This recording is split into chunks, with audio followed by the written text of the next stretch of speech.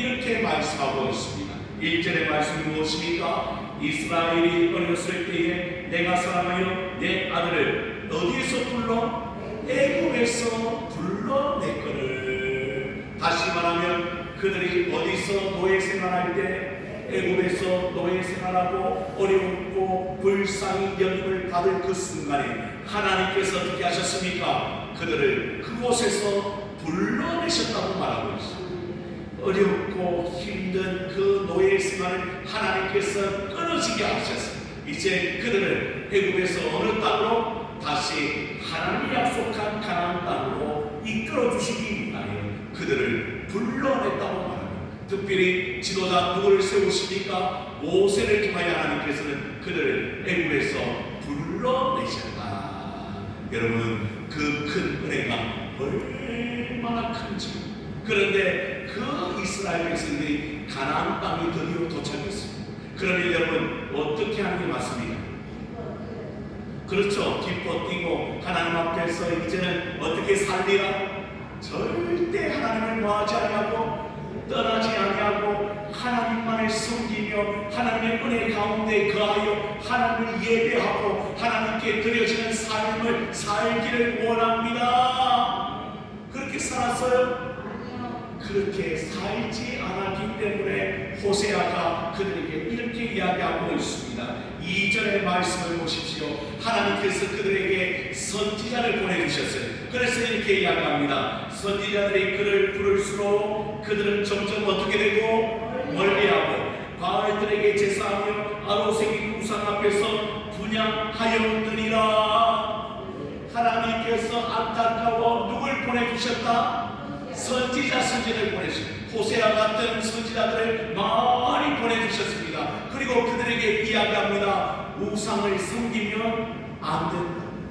드디어 너희는 하나님의 백성이 아니다. 그러니 누구에게로 돌아와? 여호와께로 돌아와 다시 한번 예배를 회복하고 하나님을 섬기는 백성으로 살아야 되지 않겠느냐. 그런데 선지자가 그 하나님의 말씀을 전할수록 그들은 하나님께로 더 가까이 가는 게 아니고 점점 더 멀어졌어요.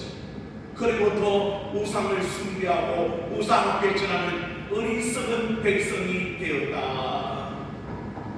사랑하는 성도 여러분, 우리나라도 하나님께서 은혜를 베풀어 주신 나라인 줄로 믿습니까?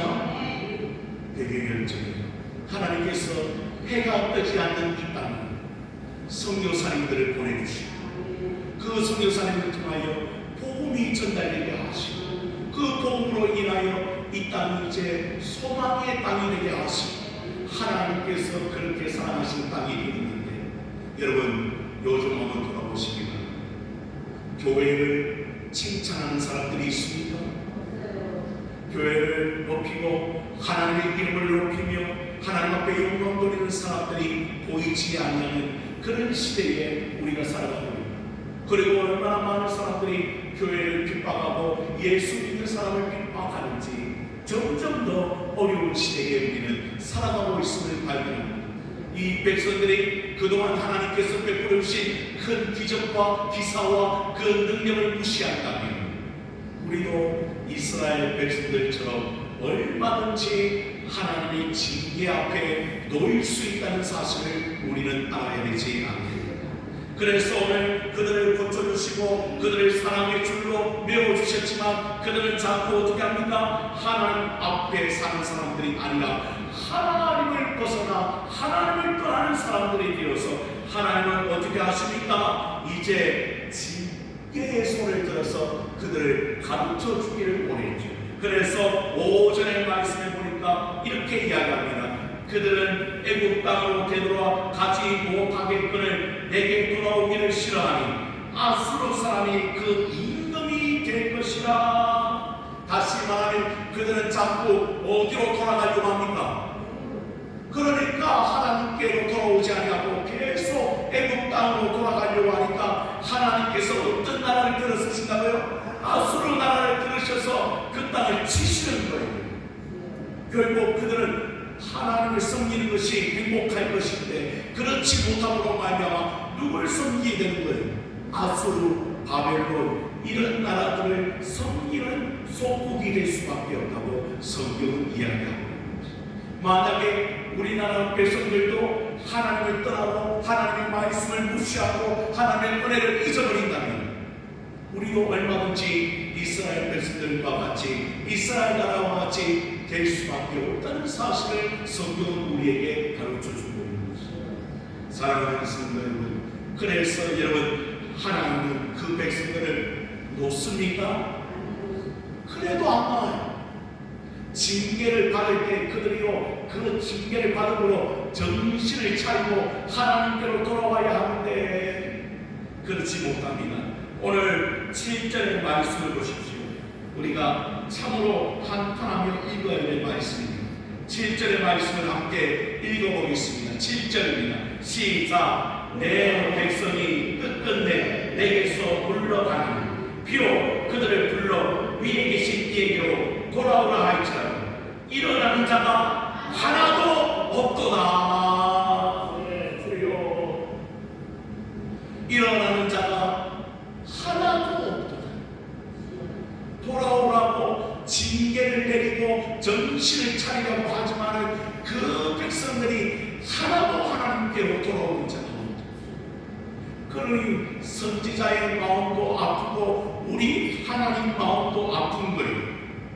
징계를 하면 정신을 차리고 돌아올 줄 알았는데 어려움을 주면 고난이 있으면 그들이 우리가 잘못했구나, 누구 앞에서, 하나님 앞에서 정말 잘못되게 살았구나, 우리가 우상을 섬겼구나, 우리가 죄악 가운데 있었구나, 하나님 우리를 용서하시고 우리를 불쌍히 여겨달라고 하나님께로 돌아오는 자가 하나도.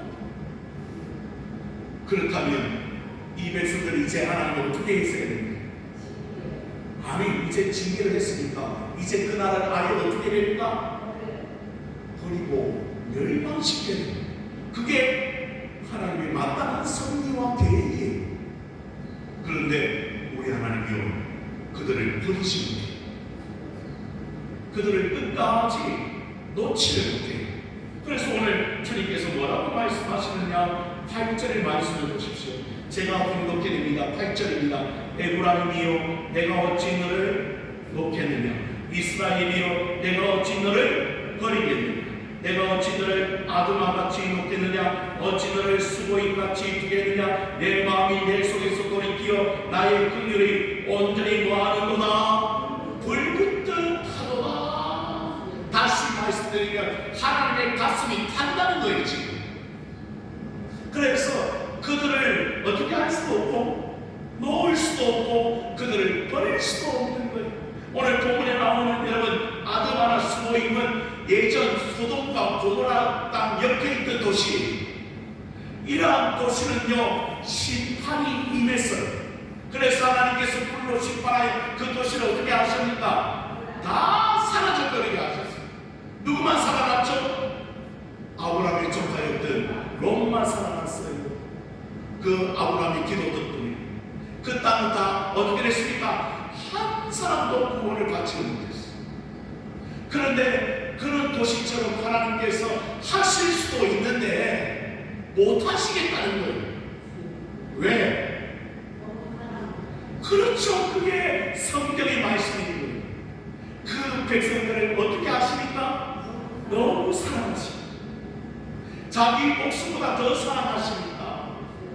그 백성들을 깡그리 다 없앨 수가 없는 거예요. 이게 아버지 하나님의 마음. 사랑하는 성도 여러분, 그래서 주님은 또 회복을 선언하십니다. 9절의 말씀을 보십시오. 내가 나의 면면한 진노를 나타내지 아니하며 내가 다시는 에브라임을 노하지 아니하리니 멸하지 아니하리니 이는 내가 하나님이요 사람이 아닙니다. 내 가운데 있는 거룩한 일이 진노함으로 내게 임하지 아니하리라. 그 백성들은요 자꾸 누구를 떠났다고 했어요? 하나님을 떠나고 우상을 섬기는 백성이었어요. 자꾸 하나님께로 돌아오고 선제를 보냈더만 도리어 선제를 어떻게 하는 백성입니까? 죽이는 백성들이었어요. 그리고 선제를 핍박하고 하나님의 말씀을 전하지 말라고 그리고 계속 다른 것들을 쫓아가는 그런 어리석은 백성임에도 불구하고 우리 하나님께서 뭐라고 이야기합니까? 내가 그를 놓을 수가 없다는 거예요. 그를 버릴 수가 없다는 거예요. 왜? 천하보다 귀하게 여기는 존재가 바로 이스라엘 백성이요, 오늘날로 말하면 성도들이기에 주님께서 그들을 또 불러주시고 있는 것입니다. 사랑하는 성도 여러분, 하나님이 여러분을 그렇게 보신다니까요. 내가 때로는 하나님의 말씀 따라 살지 아니하고 죄악 가운데 거하고 하나님을 떠나 있을지라도 그 중에서도 하나님은 우리를 보시며 지금도 기다리고 있는 하나님, 다시 말하면 손을 내밀어 주시는 하나님, 그 하나님이 지금도 지극히 여러분을 사랑하시는 줄로 믿으시기를 바랍니다. 아니요, 지금도 시험에 빠졌거나 환난 가운데 있거나 어려운 가운데 있는 백성들도 하나님은 지금도 그들을 놓지 않기를 원하십니다. 그러면 우리가 어떻게 기도해야 됩니까? 하나님, 나도 좀 불쌍히 여겨주시옵소서. 또 그들도 하나님께서 불쌍히 여겨주시옵소서. 왜요? 아버지가 사랑하시기 때문이죠. 아버지는 놓을 수 없기 때문이죠. 여러분이 물어요. 여러분의 자식이 잘못된 길로 가는데 여러분 가만히 있을 부모가 한 명도 없잖아요. 뿐만 아니라 여러분의 자녀들이요, 여러분 눈에 보이기에 얼마나 불쌍한 존재들입니다. 그들을 위해 여러분 날마다 기도하시잖아요. 그리고 엎드리시잖아요. 그 왜 그렇습니까? 내가 육신의 부모이기 때문에. 왜? 그들을 놓을 수가 없는 것이죠. 그렇다면 영적인 아버지이신 하나님은 우리 보시기에 더 큰 마음을 가지고 있다는 거예요. 다시 말하면 그걸 놓지 못하기 때문에 오늘도 여러분을 통하여, 여러분의 기도를 통하여, 여러분의 예배를 통하여 하나님은 그들이 돌아오기를 원하십니다. 사랑하는 성도 여러분, 우리는 예배자입니다. 그리고 이 자리에 모였습니다. 판단할 필요가 없습니다. 여러분, 다른 사람이 어디로 갔든지, 다른 사람이 어디에서 무엇을 하든지 판단할 필요가 없습니다.